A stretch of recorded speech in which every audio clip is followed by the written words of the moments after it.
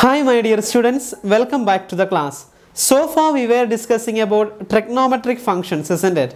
We derived sin x, cos x, tan x, sec x, cot x, cosec x, etc. from that unit circle. Also we derived certain values of those trigonometric functions from that unit circle itself, and we discussed about different quadrants and signs of trigonometric functions, isn't it? In this class we are going to solve exercise 3.2, and without any further intro we shall move directly on to the topic. The first question is, we have to find all other trigonometric functions given that cos x is equal to minus 1 by 2 where x lies in the third quadrant. So we are given with value of cosine of x and it is given by minus 1 by 2. We have to find all other trigonometric functions where x lies in the third quadrant. Before we begin, for all the questions from this session, always remember that in the first quadrant all positive, and in the second quadrant sine and cosec positive,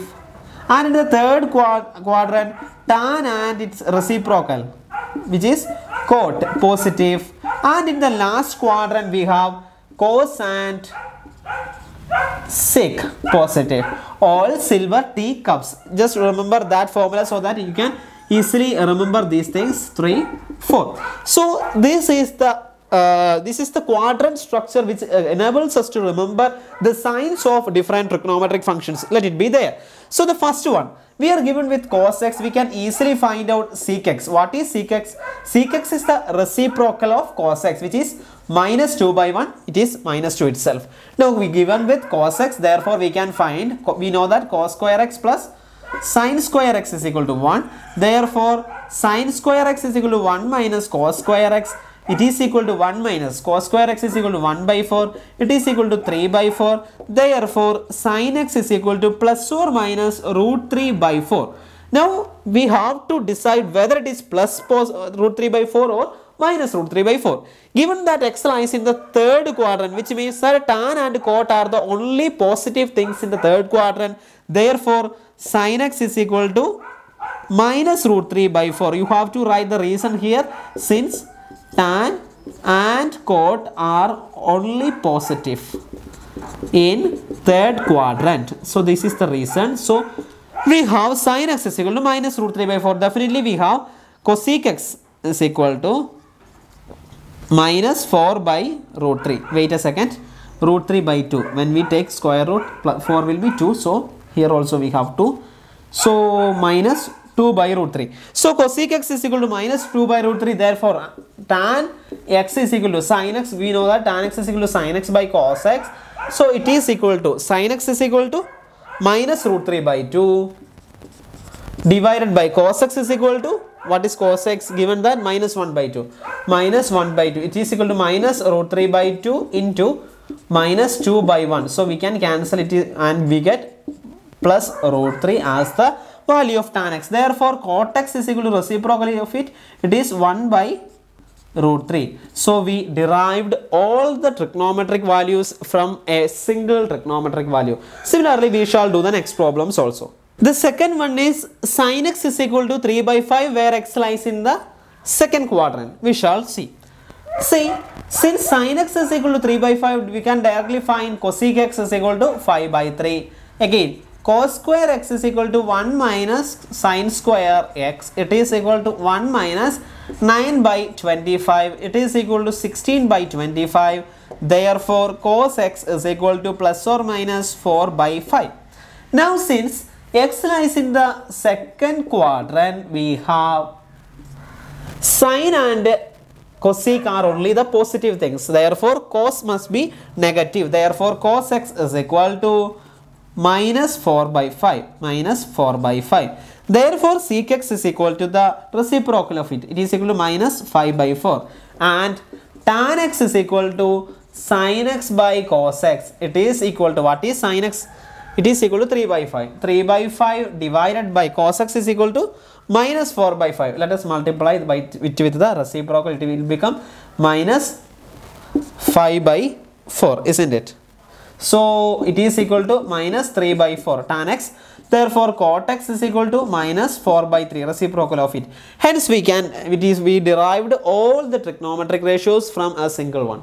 Coming on to the third question, the question is that cot x is equal to 3 by 4 where x lies in the third quadrant.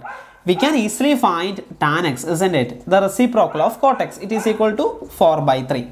Now, we know that 1 plus tan square x is equal to sec square x, isn't it? Therefore, 1 plus 16 by 9 is equal to sec square x. It is equal to 25 by 9 is equal to sec square x. Therefore, it is equal to sec x is equal to 5 by 3 plus or minus 5 by 3. Therefore, now look at x lies in the third quadrant, which means that tan and cot are the only positive trigonometric function. Therefore, sec x will be negative. Sec x is equal to minus 5 by 3. Now, sec x is equal to minus 5 by 3. Therefore, cos x is equal to minus 3 by 5. Reciprocal of sec x. Therefore, sin x, we can easily find sin x is equal to what? 1 plus, we are given with tan x, isn't it? What is tan x here? Tan x is equal to 4 by 3. Tan x into cos x will give us sin x, isn't it? Since tan x is equal to sin x by cos x, into a cos x will cancel cos x and the result will be sin x. So tan x is equal to 4 by 3 into cos x is equal to minus 3 by 5. So 3 and 3 cancels and sin x is equal to minus 4 by 5. Therefore, cosec x is equal to reciprocal of it, minus 5 by 4. So, these are the 6 trigonometric functions which can be derived from this. Now, coming on to the fourth question, the question is that we are given with sec x. It is equal to 13 by 5 and x lies in the fourth quadrant. We have to find all other trigonometric ratios. Since sec x is equal to 13 by 5, it is evident that cos x is equal to 5 by 13. Clear? So, cos x is given by just taking reciprocal of sec x. Then, we can find sin x. Sin square x is equal to, sin square x is equal to 1 minus cos square x, isn't it? It is equal to 1 minus 25 by 169. It is equal to 144 by 169. Therefore, sin x is equal to plus or minus 12 by 13. Now, given that x lies in the fourth quadrant, which means that cos and its reciprocal are the only positive trigonometric functions. Therefore, sin x must be negative. Therefore, sin x is equal to minus 12 by 13. If we obtain sin x, then cosec x will be the reciprocal of sin x, which is equal to minus 13 by 12. So, we obtained sin x and cosec x. Now, it is easy. Tan x is equal to sin x by cos x. It is equal to sin x is equal to minus 12 by 13 into cos x. Cos x is equal to 5 by 13. So, we are multiplying with the reciprocal. So, 13 by 5. It will cancel and the answer will be minus 12 by 5. So, this is tan x. Now, we have cot x. Cot x is equal to reciprocal of tan x, which is equal to minus 5 by 12.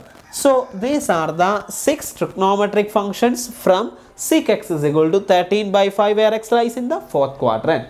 Coming on to the fifth question. Question is that if tan x is equal to minus 5 by 12 and x lies in the second quadrant, so we are asked to find what is the other 5 trigonometric functions, isn't it? So, given that tan x, so it is easier for us to find cot x. It is equal to minus 12 by 5 as per the definition, isn't it? So, we get cot x is equal to minus 12 by 5. So, we get tan x and cot x. Now, we know 1 plus tan square x is equal to what? 1 plus tan square x is equal to sec square x. So, it is easier for us to find sec x. So, 1 plus 5 square equal to 25. 12 square equal to 144 equal to 6 square x. Therefore, 169 by 144 is equal to 6 square x. Therefore, sec x is equal to plus or minus 13 by 12, isn't it? But there is a case, x lies in the second quadrant. In the second quadrant, only sin x and cosec x are the only positive trigonometric functions. Therefore, sec x is equal to minus 13 by 12. So, we get sec x. Now, since we get sec x, it is easier for us to find cos x. It is equal to minus 12 by 13, reciprocal of it. Now, sin x equal to tan x into cos x, isn't it? So tan x is equal to minus 5 by 12 into cos x is equal to minus 12 by 13. So cancelling we get minus and minus goes. So we get 5 by 13 is equal to the value sin x. So we get sin x. Therefore cosec x is equal to the reciprocal of sin x is equal to 13 by 5. So these are the 6 trigonometric functions related to the value tan x is equal to minus 5 by 12. Coming on to question number 6, we are asked to find the value of sin 765 degree. Before moving into that, we know that the trigonometric functions are periodic, which means that suppose that we are rotating this ray about this point. Suppose that this goes like this and finally it reaches by here. So the initial angle, suppose that if it makes initial angle theta and after all this rotation the new angle formed also will be theta, which means that whenever a trigonometric function is rotated about 2 pi radians, the angle will remain the same, which means that cos 2 pi plus theta will be cos theta itself, because a single rotation revolution which does not make any change in this angle. Similarly, if we repeat the revolution again, the angle still remains the same, which means that cos 4 pi plus theta is again cos theta. This is not the case of cos theta alone. It happens for every trigonometric function. So this means that the trigonometric functions are periodic, which means that the angle will be the same even after each 2 pi revolution. Let it be there. Now we have to find sin 765 degree. For that we do like this. Sin 765 degree. 765 degree is actually 2 into 360 degree plus 45, isn't it? This gives us 765. So sin 765 degree is nothing but 2 into 360 degree plus 45 degree. Now 2 into 360 degree, which means that 2 pi plus 45, isn't it? So the angle will remain after each 2 pi revolution. So it is equal to sin 45 degree itself. It is equal to 1 by root 2. So see what a simple question is. So this answer for this question is actually 1 by root 2. That's it. Now coming on to the next one. Here also we can make certain conversions. Here we are moving forward, whereas in the negative case we are moving in a reverse direction, which means that we are given with an angle. We are going to make it is, this angle is actually equal to minus 1410 degree. Plus we are checking for different multiples of 2 pi, which makes us very close to this value. So when I checked in that, I can see that 4 into 360 degree is very close to this number. So I added this. This addition does not make any change, because we know that whenever I add a multiple of 2 pi to the angle doesn't change the trigonometric value, isn't it? So it is, both these questions are the same. So it is equal to, see, now we can add these two. So it will be cosec 4 into 360 degree plus 4 into 10. It is equal to minus 1410 plus 1440 degree, and it is equal to cosec 30 degree, isn't it? And we know that sin 30 degree is equal to 1 by 2, isn't it? So cosec 30 degree will be equal to 2. So this trigonometric value is nothing but 2. Very simple. So this is the technique we are using. Now we shall move on to the next question. Coming on to question number 8, the question is that find the value of tan 19 pi by 3. See, here I am going to separate tan the angle 19 pi by 3 as a sum of two angles, with one is a multiple of 2 pi and the rest, so that we can easily find out. See, 19 pi by 3 can be separated as 6 pi plus pi by 3, isn't it? See, 6 into 3, 18 pi plus pi, 19 pi by 3. So here I separated this angle as a sum of two angles, with one is a multiple of 2 pi and the rest. Okay, so what is the use of this? Then it will be periodic and it is equal to tan pi by 3 itself by this property. So it is equal to, we know that tan pi by 3 equal to root 3. See, sin pi by 3 divided by cos pi by 3, isn't it? Sin pi by 3 is equal to root 3 by 2, whereas cos pi by 3 equal to 1 by 2. So we get root 3. Therefore, this is the answer of the question number 8. Now we are moving to sin minus 11 pi by 3. See, sin minus 11 pi by 3, you can observe that here we are doing a reversal process as we have done in the case of degrees when we given a minus degree. Okay, so here we are doing the reverse process. It is equal to sin, I am going to represent this angle as sum of two angles such that one angle is a multiple of 2 pi, and I am choosing that multiple very close to this number 11 by 3. We know that 12 by 3 equal to 4, isn't it? So I am making minus 11 pi by 3 plus 4 pi. This does not make any change because this is equal to this since it is periodic. Why I chose 4 pi? Because 11 by 3 is very close to 4. That's why I chose 4 pi. So it will become sin minus 11 pi by 3 plus 4 pi. It is equal to minus 11 pi plus 12 pi whole divided by 3. It is equal to sin pi by 3, isn't it? It is equal to what? Root 3 by 2. So this is the answer of the second question. Now coming on to the last one, cot minus 15 pi by 4.